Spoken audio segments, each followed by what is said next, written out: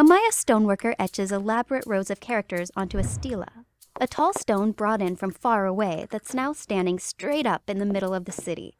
The characters he's carving look more like detailed pictures than writing, but don't let that fool you. Take a look at this block. It means mountain, but it's not a logograph standing for mountain. It's not a rebus symbol for think of a word that rhymes with schmountain. It's actually a block of two sound symbols that spell the word wheats, the Maya word for mountain.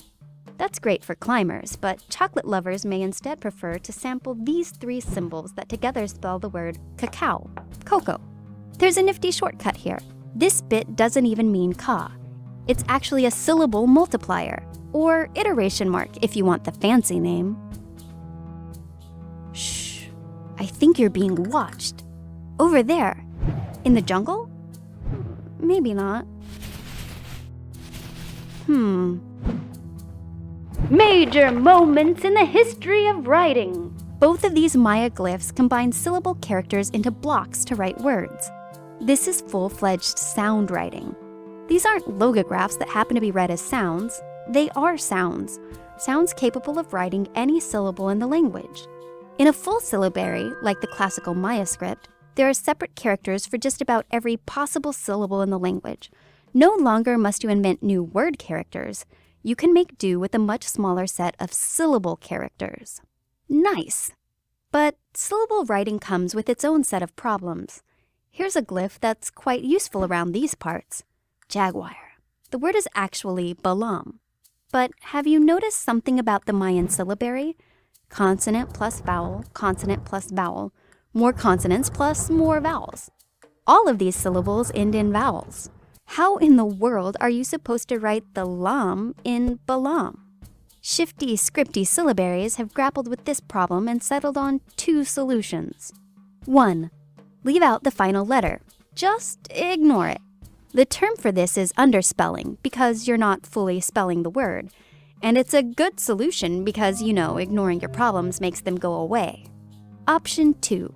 Spell the last letter with an extra syllable, but use a syllable that just repeats the last vowel so that we know we can just ignore the final vowel. This gets called the echo vowel. Mayan likes number 2 a lot. So cacao is cacawa. Well, ka times 2 wa. Wheats, the mountain, is actually wheatzi. And your new pet balam is spelled balama. Cross out the echo vowels and the words practically read themselves. Your new friend pulls you along to show you another project he's working on, an Amate Codex. That's a paper book. Yes, he has paper and yes, books. But that's not what's got him excited. He folds open the book he's working on, maybe to share new ideas? No. To brag about how inventive and potentially efficient his writing system is? No. For his people, the invention of the new wasn't about ditching the old. He shows you how creative he's been with the characters you learned.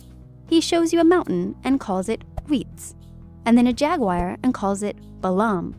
Logographs? Wait a second. You stop and ask him, which is the correct way to write balam? He writes balama. You ask him to write it again, and he writes the logograph, but with a syllable. And again, but he writes the logograph plus 2 syllables. He smiles mischievously. They're all balam. This is what he's proud of. He can write the same word, even the same syllable, in different ways and combinations without repeating himself.